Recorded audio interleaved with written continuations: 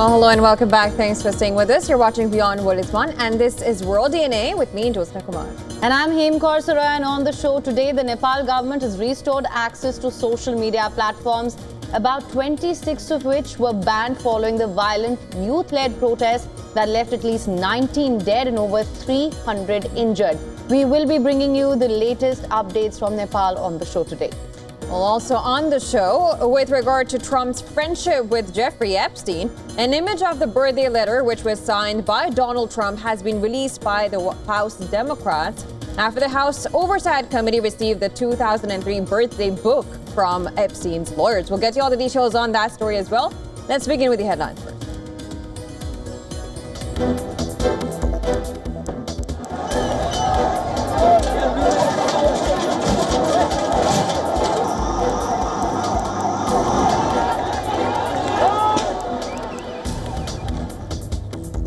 Nepal government revokes decision to ban social media sites, orders probe into the violent protests that left at least 19 dead and over 400 injured.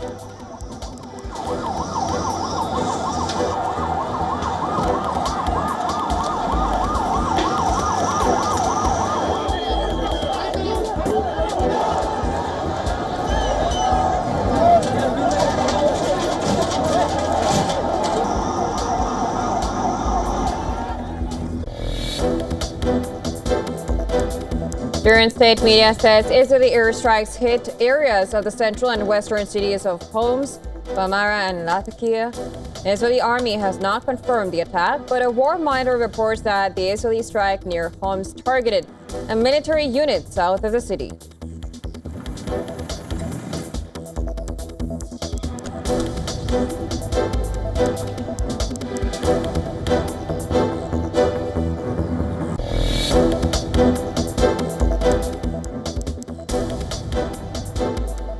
Israeli military says 4 Israeli soldiers were killed after an explosive device was lobbed into their tank in northern Gaza. So far, 468 Israeli soldiers have been killed since the start of the military's ground offensive in Gaza. As per authorities, more than 64,500 Palestinians have died in Gaza since October 2023.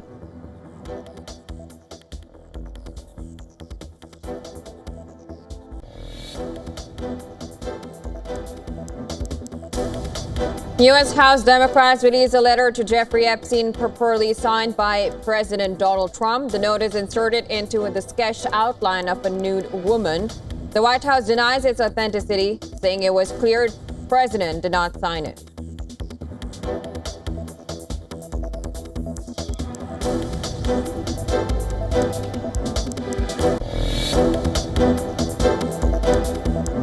Norway's left-wing bloc, led by Prime Minister Jonas Gahr Støre, wins legislative elections. The results also see a record surge in support for the anti-immigration Progress Party.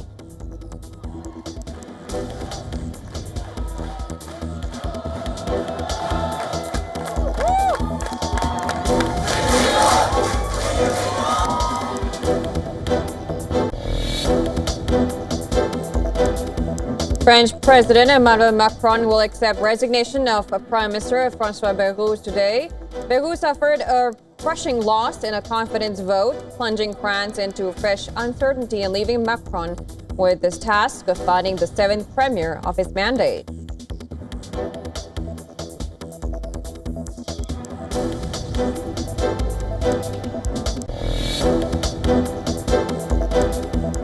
A freight train shares a double-decker bus in half at a crossing in Mexico City, killing at least 10 people and injuring dozens more. The accident took place in an industrial area about 130 kilometers northwest of the Mexican capital.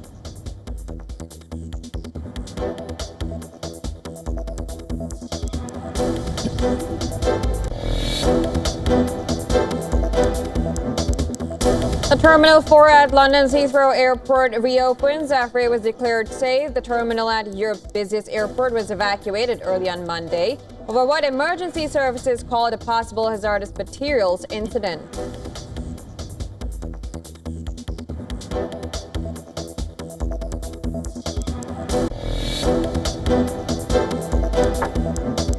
A WestJet aircraft flying from Toronto made a hard landing at St. Martin's Princess Juliana International Airport. Emergency slides were deployed and all 164 passengers and crew were safely evacuated. Juliana approach, JetBlue 887. Can we hold at 229? Approved, JetBlue 887.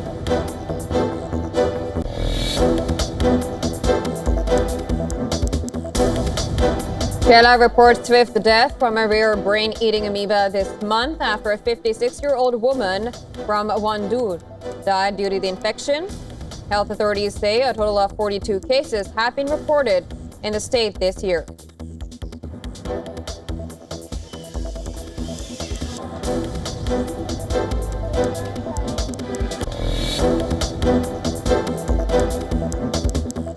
India to get a new vice president with lawmakers to vote in the high-stakes election today. Ruling coalitions CP Radhakrishnan and opposition's Sudarshan Reddy are the main candidates.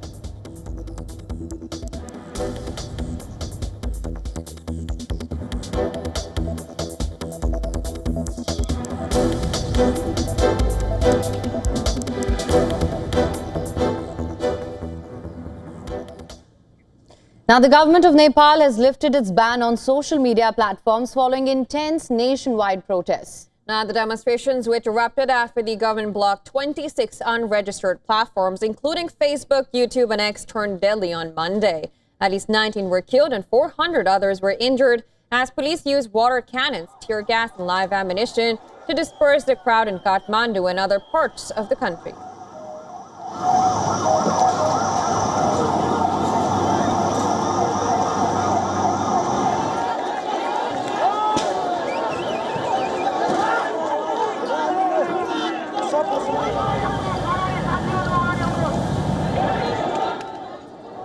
United Nations resident coordinator in Nepal expressed deep sorrow over the deaths and injuries. Nepal's National Human Rights Commission NHRC called the use of excessive force regrettable, emphasizing that the Constitution and international human rights law guarantee the right to peaceful dissent. Now, Monday marked the deadliest day in Nepali history since the overthrow of the monarchy in 2006, when a total of 18 people died in weeks of protest.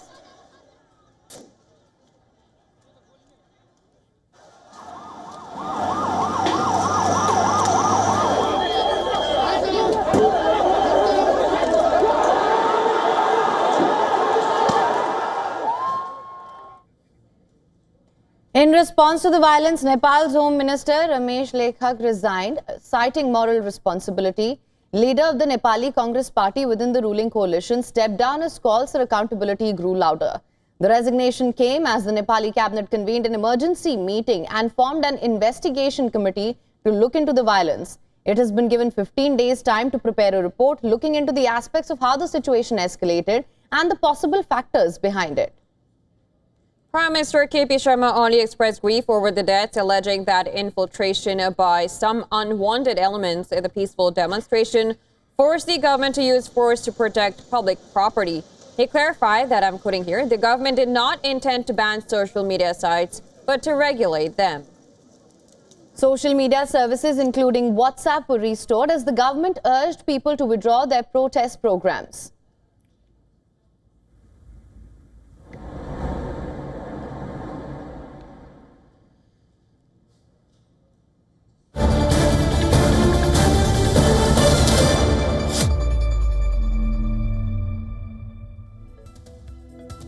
Well, we have some breaking news just coming in from Tunisia. The organizers of Gaza-bound aid flotilla are claiming that one of its boats had been hit by a suspected drone.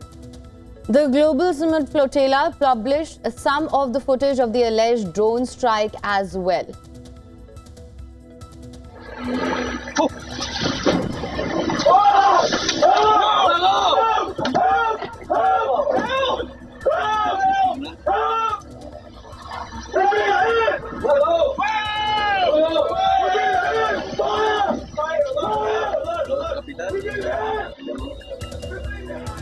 Now, the flotilla is carrying humanitarian aid and pro-Palestinian activists. The boat is currently in the Tunisian port of Sidi Bou.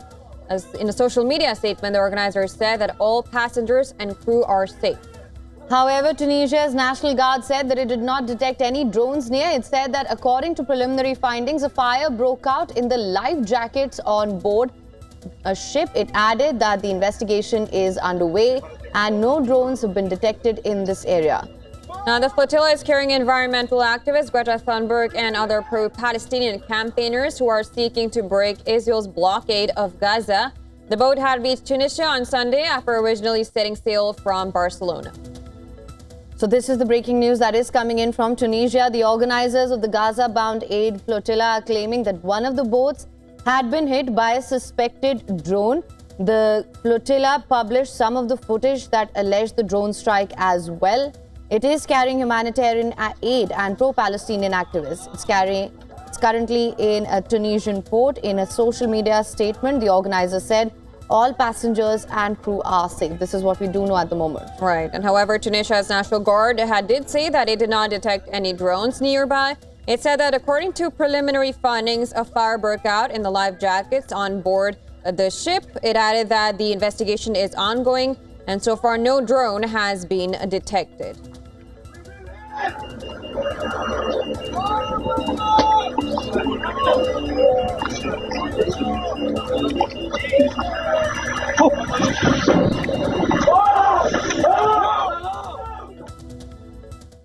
Now, as the Israel-Gaza war rages on, 4 Israeli soldiers were killed in a Hamas attack on an army camp near Gaza City. According to the IDF, other soldiers stationed in the encampment returned fire at the fleeing gunmen and hit at least 2 of them. Now, this attack comes at a time when Israeli Prime Minister Benjamin Netanyahu has issued a warning to Gazans to leave the city as soon as possible. He said that troops are being assembled to enter the Palestinian territory's main urban center.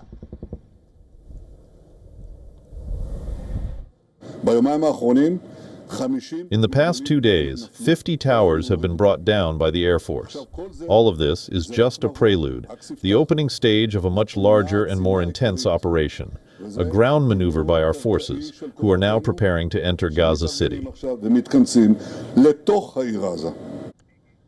Meanwhile, Israeli forces have stepped up operations leveling high-rise buildings in Gaza City. Over the past several days, Israel has destroyed multiple high-rise buildings in the city and accused Hamas of putting surveillance infrastructure in them. Furthermore, Palestinians are being forced to flee Gaza City amid an intensified Israeli assault on the Palestinian territory's main urban center.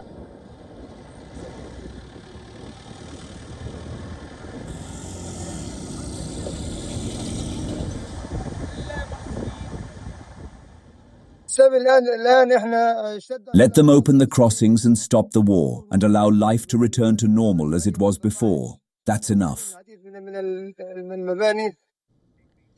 Hamas has reiterated that they received multiple proposals from the U.S. and expressed openness to initiatives that could cease hostilities. However, they have emphasized the need for explicit guarantees from Israel, ensuring a clear commitment to any potential agreement. Meanwhile, United Nations condemned the killings of civilians in Gaza and hit out at PM Netanyahu for asking the residents to leave the city.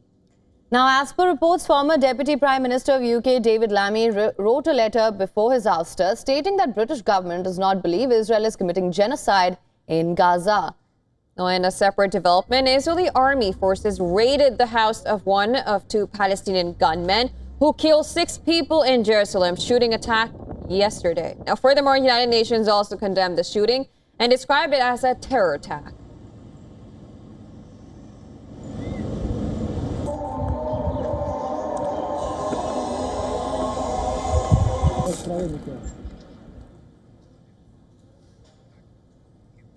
Now, Spain's Prime Minister Pedro Sanchez has launched his toughest attack yet on Israel. He accuses Benjamin Netanyahu's government of exterminating a defenseless people as tensions between the two sides grow after Spain's decision to accept a 2-state solution for Palestine. Now, Sanchez, of course, announced a total of 9 measures against Israel. They included a total ban on weapons sales, a prohibition on the use of Spanish ports and airspace for Israeli military supplies, and travel restrictions on people he says are responsible for war crimes. Sanchez lashed out at what he termed brutal violations in Gaza. The data speaks for itself. 63,000 dead, 159,000 injured, 250,000 people at risk of acute malnutrition, and nearly 2,000 people displaced from their homes, half of these underage. This is not self-defense. It is not even an attack. It is the extermination of a defenseless people. It is breaking all the rules of humanitarian law. No es ni siquiera atacar. Now, the Prime Minister says the steps may not end the conflict, but they send a clear message. Sanchez said defending Israel's security is one thing, but bombing hospitals, starving civilians and killing children is another. Now, Israel's response was immediate. It accused Sanchez of wild and hateful rhetoric and of pushing an anti-Semitic agenda. Israel's Foreign Minister Gideon Sa'ar has now banned 2 senior Spanish ministers from entering the country. Both are outspoken critics of Israel's war in Gaza. Israel says they are exploiting Sanchez's political weakness and dragging him further into an anti-Israel position. The row also reflects a deeper divide. Spain is among the first European countries to formally recognize the Palestinian state. Ireland and Norway joined that move earlier this year. Israel has fiercely rejected the decision, saying it rewards Hamas and undermines peace. Now, the dispute over Gaza and now the two-state question has left relations between Madrid and Jerusalem at a low point. Spain insists it will not be intimidated. It says its measures defend international law and human rights. And as the war continues, so does the diplomatic fallout, this time between Israel and one of Europe's most outspoken critics.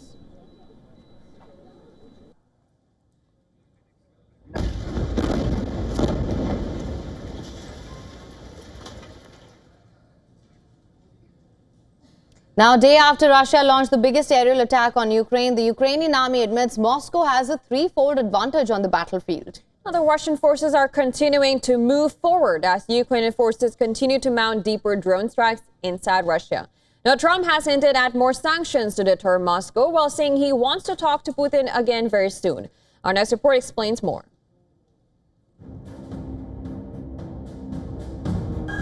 Ukraine is facing its darkest hour. Russia has increased the intensity of attacks. Russian missiles and drones rain down across Ukraine. For the first time in the 3 years of the war, the Russian drones and missiles targeted government offices in the capital, Kyiv. Russia, though, denies targeting civilians in Ukraine. Zelensky says he is counting on a strong US response. Trump told reporters after the assault that he is prepared to move forward on new sanctions on Moscow. Are you ready to move to the second phase of sanctions against Russia or punishing Putin? On the ground, Russian battle groups smash through defensive lines near hotspots like Sumy, Kharkiv and Donetsk. Degrading Ukrainian armored vehicles and artillery in sustained offensives. Russian Defense Ministry claims that over the past 24 hours alone, Ukraine lost about 1,340 soldiers, a claim which cannot be verified independently. Now, Ukraine's top commander, Oleksandr Syrsky, revealed Russia's advantage in manpower and firepower has surged to nearly 3 times Ukraine's, especially in critical eastern and southern sectors. Ukraine's response has grown deadlier and more sophisticated, with stealth drones disrupting key targets. Oil refineries, ammunition depots, and command centers from Ryazan to occupied Luhansk. These strikes choke Russian supply routes and halt reinforcements, giving Kyiv leverage amid staggering losses. Russia has intensified its onslaught against Ukraine since a meeting between Trump and President Vladimir Putin on August 15 failed to make any breakthrough on a ceasefire. Russia now occupies around 20% of Ukraine and has said it will continue fighting if peace is not struck on its terms. Bureau Report, WION The World is One. Now, there is a new twist in the controversy over the so-called Jeffrey Epstein files. The Democratic lawmakers have released a note allegedly from President Donald Trump wishing late sex offender Jeffrey Epstein happy birthday in 2003. This note, purportedly signed by Trump, is inserted into the sketched outline of a nude woman. The letter also alludes to their unnamed wonderful secret. Regarding the ongoing situation, The White House and Trump's other supporters are denying the authenticity of the note, claiming the signature is fake.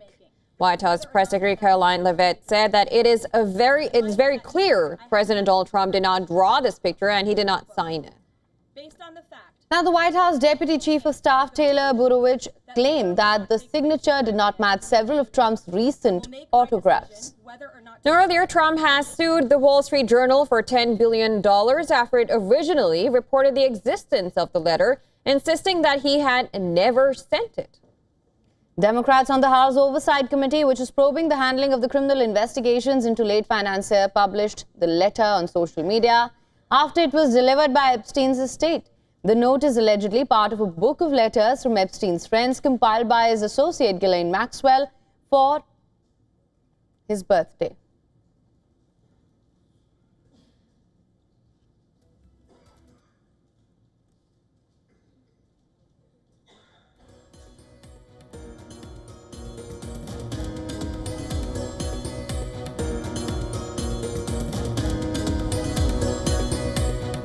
And now for more on this, our correspondent Susan Terani has sent us this report from New York. Listen in.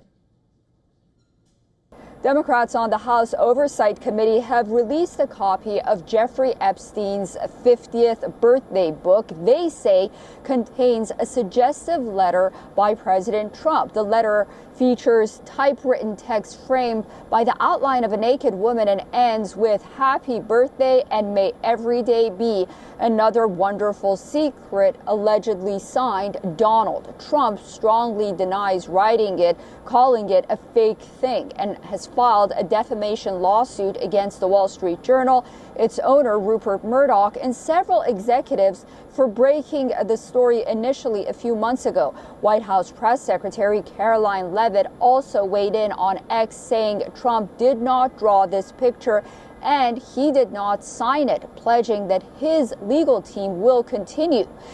The Epstein estate has confirmed giving Congress the birthday book, which also contains other crude messages about President Trump from other Epstein associates. What's next? The legal fight over the Wall Street Journal's initial reporting will continue while pressure builds on the White House and Congress to release more Epstein-related files.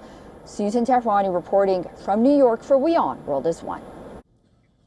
A major setback for Argentina's President Javier Milei, the libertarian leader, has suffered a crushing defeat in Buenos Aires provincial elections.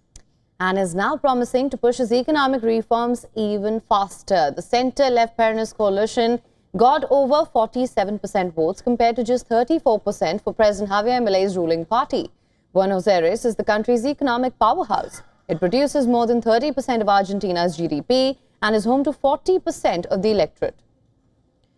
Now that makes this result a critical bellwether just 6 weeks before midterm elections. A deflated Milei took the stage in Mar del Plata in silence, far removed from his usual fiery campaign style. He acknowledged mistakes but insisted he would not change course. Listen to this. We will not take a step back, not even a millimeter, in government policy. The course is not only confirmed, but will be further accelerated and deepened.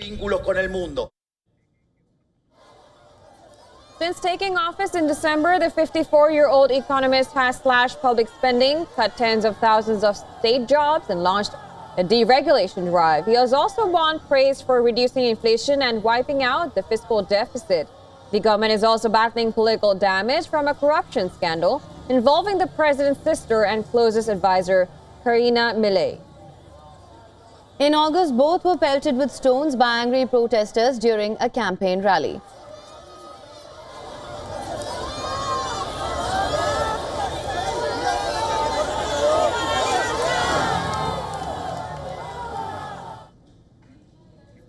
And a new mural by popular street artist Banksy has appeared on the wall of the Royal Courts of Justice in London. Now, the artwork portraying a judge striking a protester sparked widespread attention before officials covered it within hours. The artist, whose identity has never been confirmed, published pictures of the artwork on his Instagram page on Monday. Banksy has captioned the work online, Royal Courts of Justice, London. The mural showcased a judge in traditional robes and wig with a gavel against a protester holding a bloodied placard. Banksy is a world-famous street artist, popular for politically and socially charged artwork. Reports suggest artist Banksy never comments on his artwork, but he has created previous artwork in support of Palestinian causes, including murals on the West Bank separation barrier, concentrated around Bethlehem. London's Royal Courts of Justice, which houses the High Court, is a Grade 1 listed building. This means the building where the mural was drawn has the highest level of historical significance and protection. Footage on Monday showed barriers had already been installed around the artwork.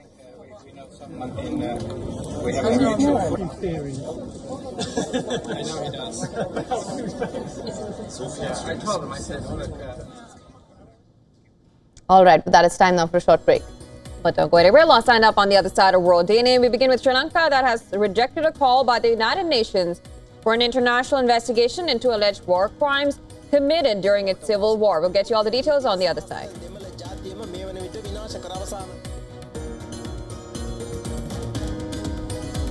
Japan's ruling party is heading for a high-stakes leadership race a day after Japan's Prime Minister Shigeru Ishiba announced his resignation. More on this on the other side. Stay tuned.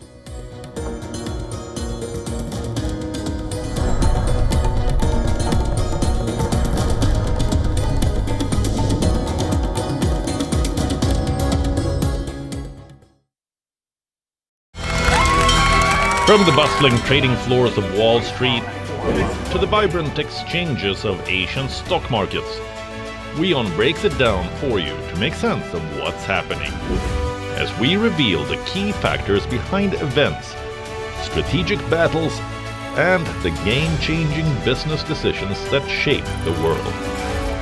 We bring you all of this and more on World Business Watch. Wherever they enter and across kilometers away, you will find that they are doing these violations. They have no water to drink. It's all contaminated. Young people who are around 19 start looking like 50s. Pharma lobby is so politically powerful that no government has acted against them. It gives an impression that there is a regulation.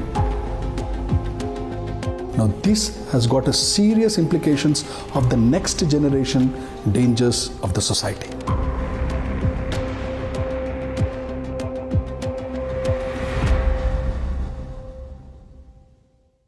WION, India's global voice, the channel that brings you the biggest stories from across the world through India's lens. Now available in more than 190 countries worldwide, because we believe that the world is one. Watch us in Africa, Europe, USA and Canada, South America, Asia Pacific, Middle East and North African regions. Also available on these digital platforms across the world. WION. World is one.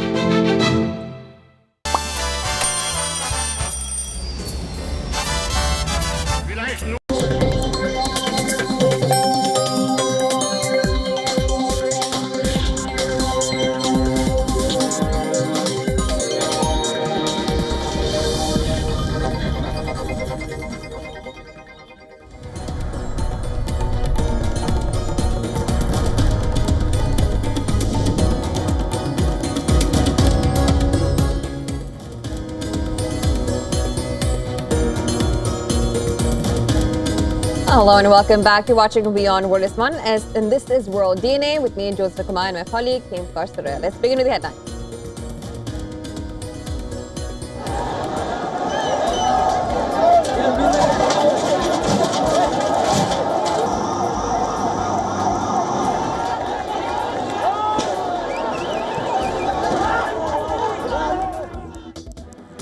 Nepal government revokes decision to ban social media site. Orders probe into the violent protests that left at least 19 dead and over 400 injured.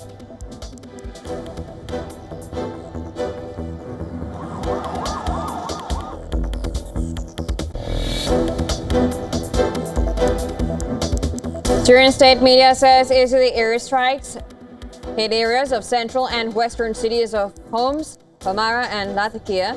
Israeli army has not confirmed the attack, but a war monitor reports that the Israeli strike near Homs targeted a military unit south of the city.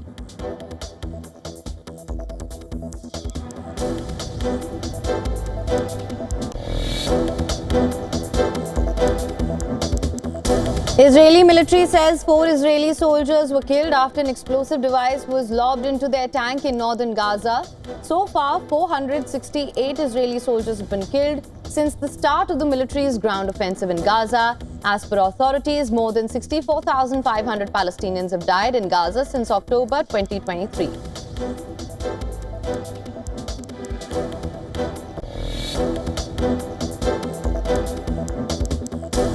U.S. House Democrats released a letter to Jeffrey Epstein purportedly signed by President Donald Trump, but the note is inserted into the sketched outline of a nude woman. The White House denies its authenticity, saying it was clear the president did not sign it.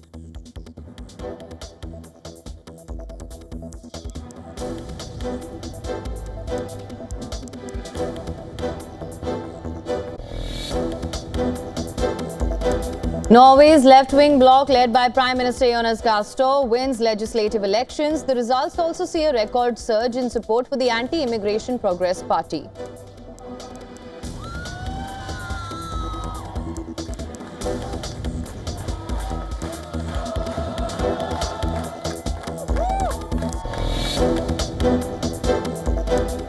French President Emmanuel Macron will accept resignation of Prime Minister François Bayrou today. Bayrou suffered a crushing loss in a confidence vote, plunging France into fresh uncertainty and leaving Macron with the task of finding the 7th premier of his mandate.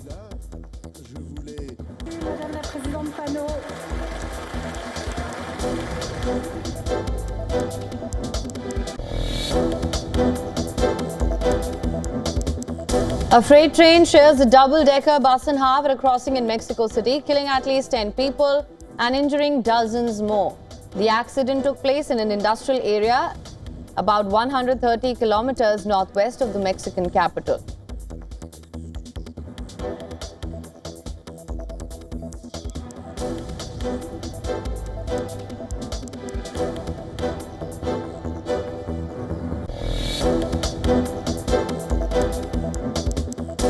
The Terminal 4 at London's Heathrow Airport reopens after it was declared safe. The terminal at Europe's busiest airport was evacuated earlier on Monday for what emergency services called a possible hazardous materials incident.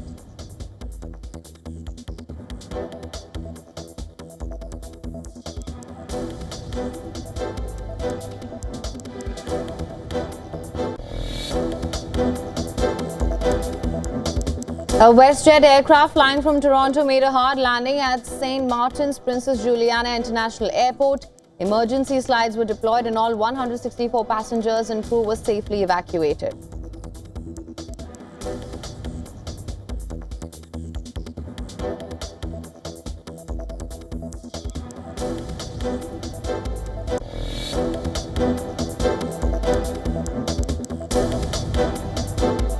Canada reports 5th death from a rare brain-eating amoeba this month after a 56-year-old woman from Vandoor died due to infection. Health authorities say a total of 42 cases have been reported in the state this year.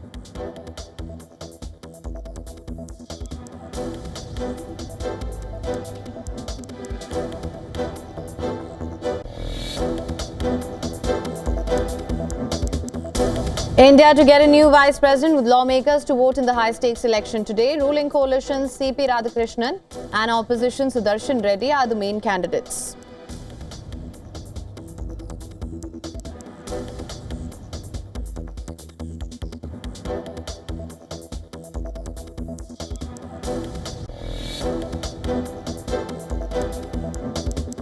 Oil prices edged higher Tuesday as OPEC Plus announced a smaller than expected output hike, while fears of new U.S. and EU sanctions on Russian crude added pressure to global supply, supporting prices further.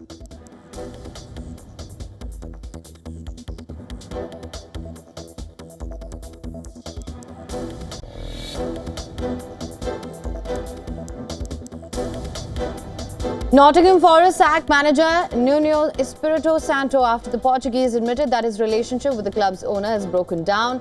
He helped them qualify to Europa League for the first time in 29 years.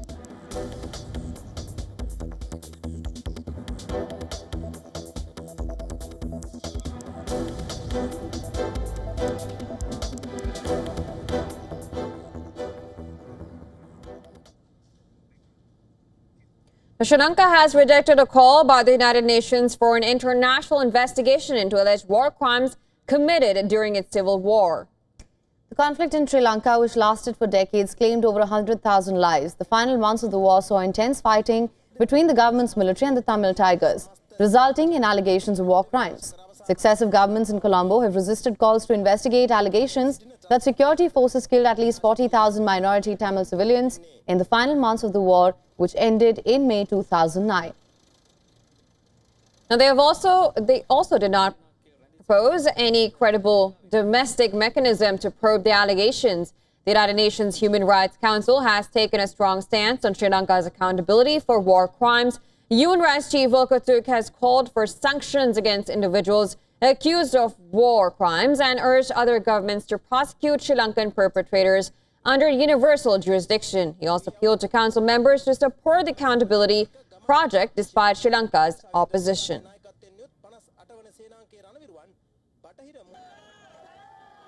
Rejecting UN's accountability project, Sri Lanka's Foreign Minister Vijit Herath told the UN Human Rights Council that his government opposed any external mechanism imposed on them. He argued that the project would hinder national reconciliation efforts and urged the council to note progress and recognize the new government's commitment to promote the rights of all communities in the ethnically divided nation.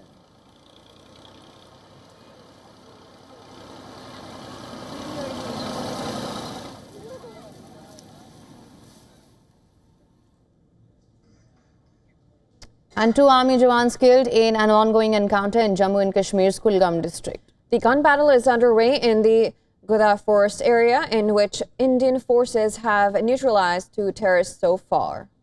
Now, the Chinar Corps of the Indian Army confirmed that 2 soldiers, Subedar Prabhat Gaur and Lance Nayak Narendra Sindhu, killed in the line of duty. The operation was launched based on specific intelligence input provided by the Jammu and Kashmir Police. A joint team of the Indian Army, Jammu and Kashmir Police and CRPF initiated a cordon and search operation in the forested region of Kulgam. Now, during the search, terrorists opened fire, prompting a retaliatory response from the security forces. Meanwhile, the National Investigation Agency is conducting searches at 22 locations across 5 states, including multiple sites in Jammu and Kashmir. The raids are being carried out in close coordination with state police at the residences and premises of individuals suspected of having links with anti-national networks.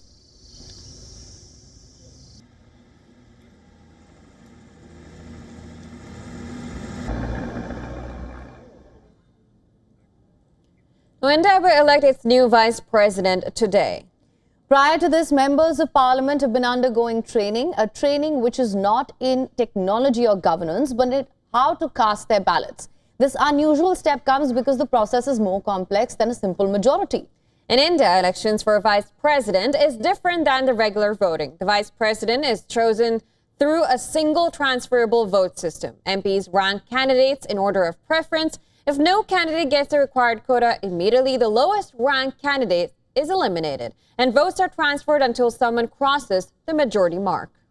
To avoid invalid ballots, both camps have held mock polling sessions for their MPs. Prime Minister Modi and BJP MPs attended a 2-day workshop, while the opposition held its own drills. First-time MPs especially need the practice, since a wrongly marked ballot could be disqualified. Now, the election is triggered by sudden resignation of Vice President Jagdeep Dhankar in July this year for some health reason. Now, Electoral College includes members from both houses of parliament, and this election 781 MPs are eligible to vote. The contest is between the ruling India's candidate, C.P. Radhakrishnan, a senior BJP leader and current governor of Maharashtra, versus the opposition India Bloc's nominee B. Sudarshan Reddy, a former Supreme Court judge. With over 4 decades of experience in politics and governance, C.P. Radhakrishnan is widely seen as a seasoned leader. Born in the South Indian state of Tamil Nadu, he is a 2-time Lok Sabha MP from Coimbatore and held key parliamentary roles. Later in Tamil Nadu, he rose to prominence as the state BJP president, followed by his stint as BJP's All India in charge for Kerala from 2020 to 2022.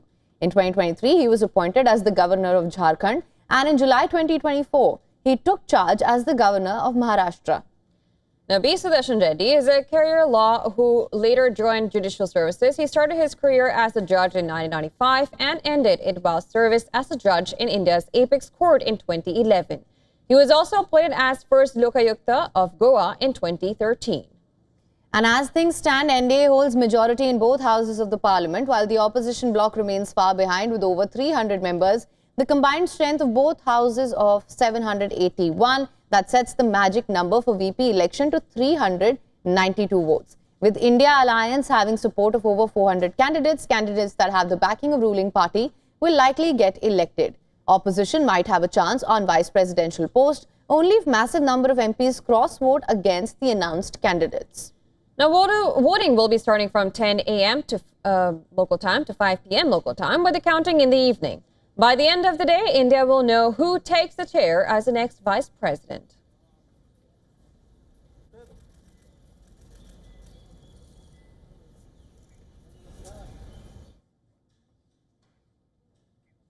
Now, as Mauritius Prime Minister Naveen Chandra Ramgoolam set to undertake a state visit to India this week, country's foreign minister says the visit is very significant in terms of cooperation between India and Mauritius. Ramgoolam had earlier visited India in May 2014 as the only non-SAARC leader invited to attend the swearing-in ceremony of Prime Minister Narendra Modi and the Council of Ministers. Now, WION spoke to Foreign Minister Ramgoolam on the importance of Mauritian PM Ramgoolam's upcoming India visit and how it will influence the bilateral ties between them. WION, my first question to you is, how do you see this visit as, how significant this visit will be? Well, this is a very important visit.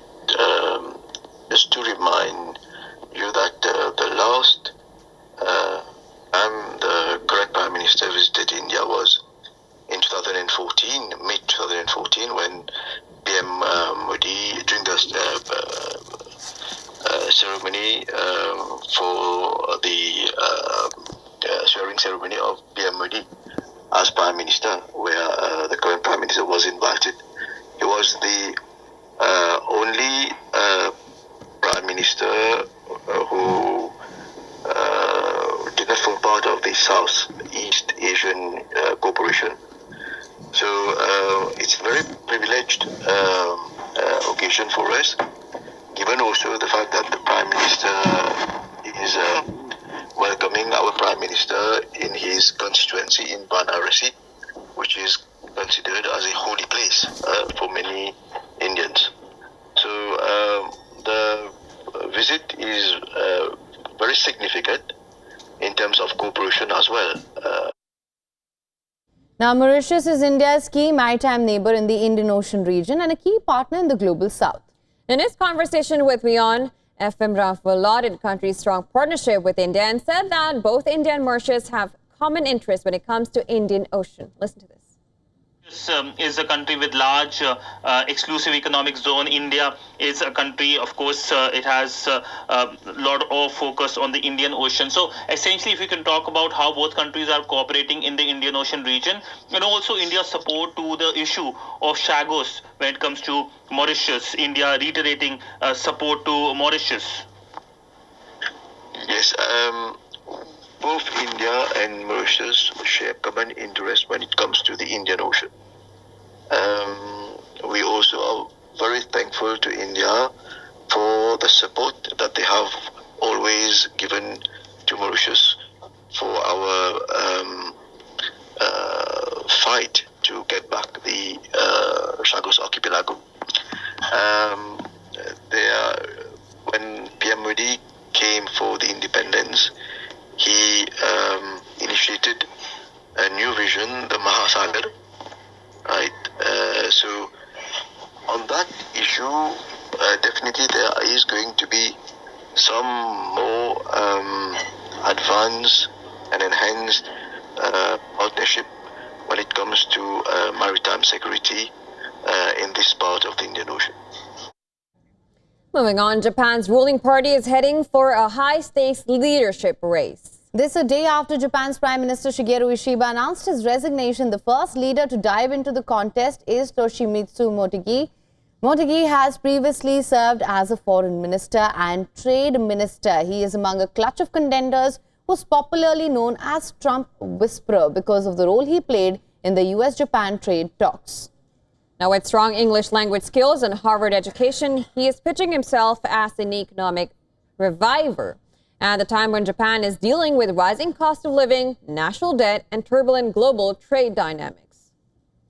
The race for the party presidency of Japan's ruling party is expected to be crowded. Many leaders vying for the top job. Names of several potential candidates are doing rounds in the political corridors of the country. Now, first up, Sanayata Kichi. She could make history as Japan's first woman prime minister. She's known for her conservative push to revise the pacifist constitution. On the economy, she is openly critical of the Bank of Japan's rate hikes, arguing instead for more government spending. Then there's Shinjiro Koizumi. He would be the youngest prime minister in modern times. He carries the weight of a political dynasty and has pitched himself as a reformer. Koizumi stayed close to Ishiba as agriculture minister, where he tackled soaring rice prices. Now, Yoshimasa Hayashi also stands out for his long record of steady service. He has been a go-to pinch hitter in multiple portfolios, from defense to foreign affairs. He is a strong voice for keeping the central bank independent. And we also have Yoshihiko Inoda, who also previously served as prime minister from 2011 to 2012. Known as a fiscal hawk, he once championed tax hikes to contain debt. He also wants the Bank of Japan to gradually unwind its long-running stimulus. And finally, Yuichiro Tamaki.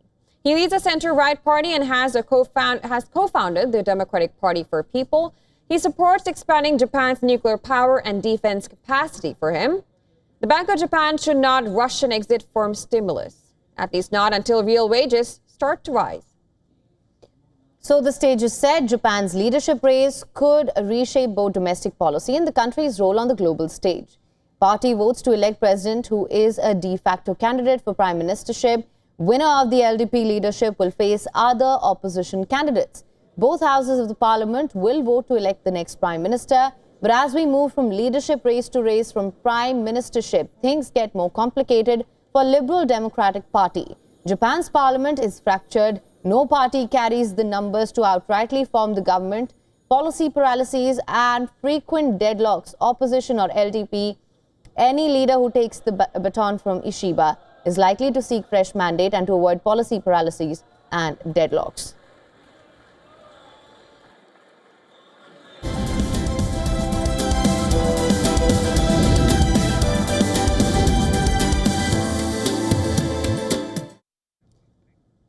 And once again, financial markets are focusing on politics. By the end of Monday, 3 of the fiscally fraught 4 countries saw their leadership structures break down in the span of just 4 days. The political uncertainty led to high volatility in global markets. Now, the UK's deputy prime minister stepped down on Friday. Japan's leader announced his resignation on Sunday. France's prime minister lost a confidence vote on Monday. The US is the 4th member of the group, which is battling a high level of debt. The political chaos and rising debt levels have sparked uncertainty. As a result, investors have forced global long-term bond yields higher. Now, that makes it even tougher for governments to wrestle back control of their already strained public finances. On Monday, the French parliament voted to bring down the government because of its proposals to rein in the country's soaring national debt. The decision deepens a political crisis. Now, President Emmanuel Macron must pick a 5th prime minister in just under 2 years. Only 9 months have passed since François Bayrou became the prime minister. With Bayrou gone, Macron is left with fewer choices. Now, according to Bloomberg, French debt is rising by 5,000 euros, or that's about $5,840 a second. Despite that, the arrival of another weak administration will likely find it hard to pass a meaningful budget.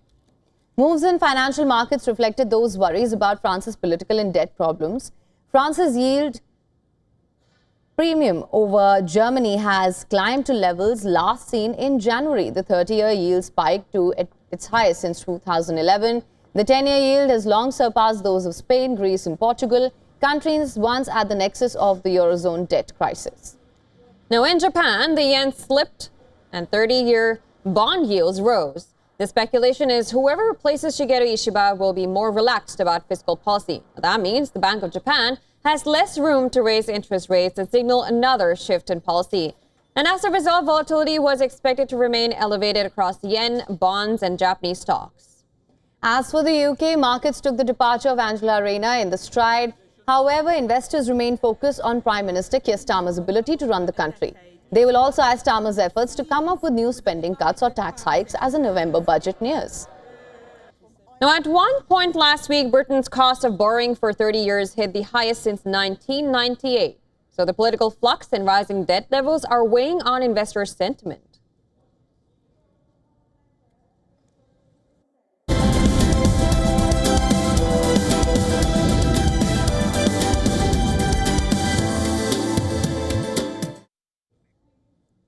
Now, Manchester City has reached a settlement with the Premier League regarding a challenge started by the club itself over the competition's sponsorship rules. Now, City had mounted a legal challenge against the amendments made to the Associated Party Transaction or the APT rules. Last year, an independent tribunal declared some aspects of the amendments unlawful. But before the matter was escalated to another tribunal, both parties reached a settlement. City has conceded some ground and the club has reportedly been assured that it will not be treated differently when securing sponsorship with companies linked to its Abu Dhabi-based owners. Now, both City and the Premier League released statements confirming a settlement which said the rules were binding and lawful. The APT rules are designed to ensure all commercial deals between clubs and companies linked to their owners are at fair market value. They aim to uphold financial stability, integrity, and competitive balance across the league. Now, the immediate consequence of the settlement is that City will be allowed to sign a lucrative long-term deal with Etihad Airways. Etihad is already the main shirt sponsor of the team and the club stadium is also named after the airline. The new deal was initially blocked by the Premier League since the company is linked to their Abu Dhabi owners, but the settlement now paves the way for a deal that could potentially be worth over $1 billion. Now, remember, this case is separate to the one which relates to the club facing over 100 charges of alleged financial breaches from the Premier League. That case was heard by an independent commission between September and December last year, but the verdict is not out yet. City has always denied all the charges.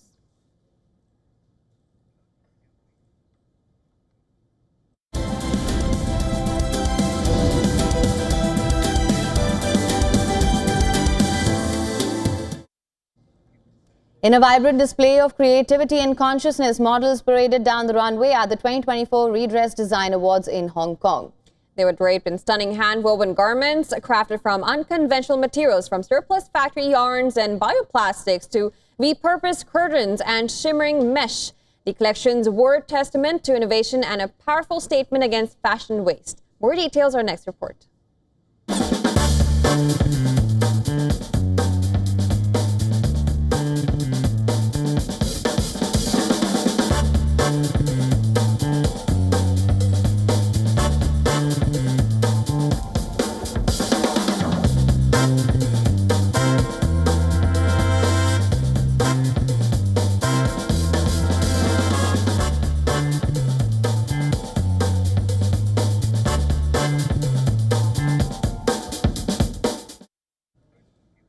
And with that, we call a wrap on this edition of World DNA. But don't go anywhere. Let's end up on the other side. Keep watching Beyond What is Fun.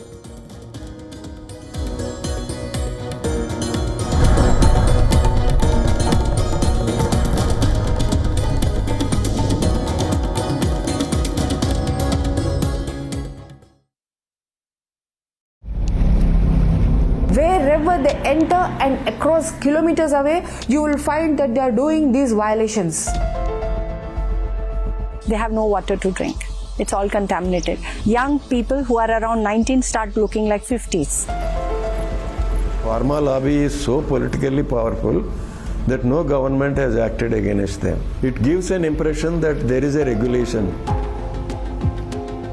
Now this has got a serious implications of the next generation dangers of the society.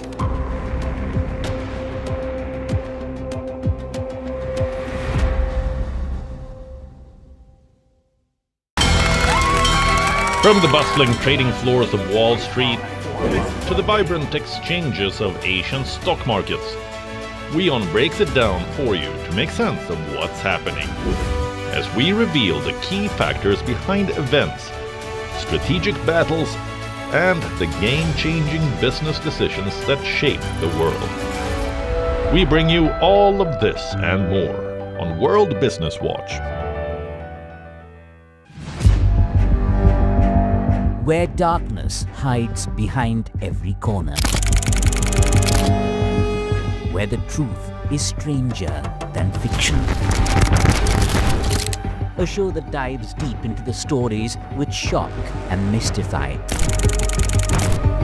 Unsolved murders. Psychopaths who defy explanation.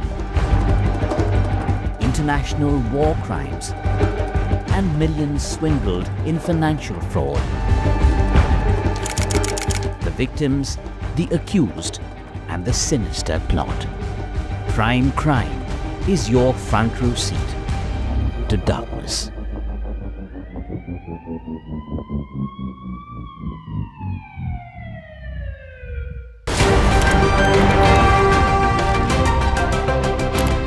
Ready to dive into your daily dose of news?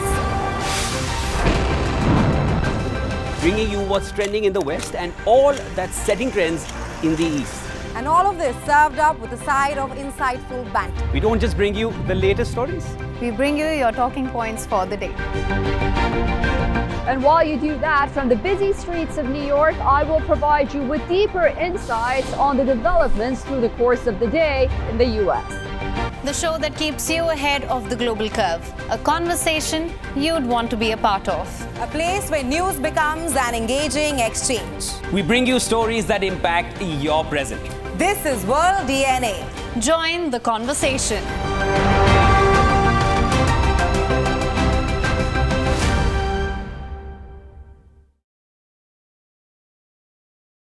WION, India's global voice, the channel that brings you the biggest stories from across the world through India's lens. Now available in more than 190 countries worldwide, because we believe that the world is one. Watch us in Africa, Europe, USA and Canada, South America, Asia Pacific, Middle East and North African regions.